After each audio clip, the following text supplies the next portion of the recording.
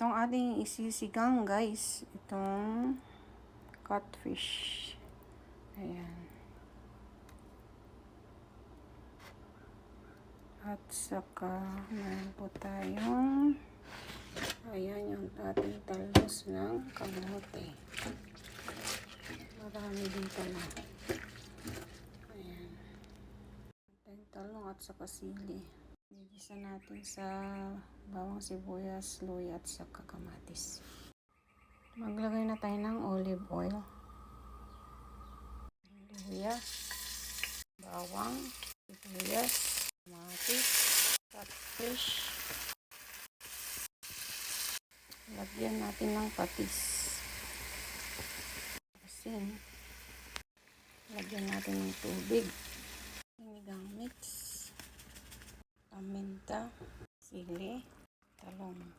Talbos ng kamote. Ayan, ito na guys.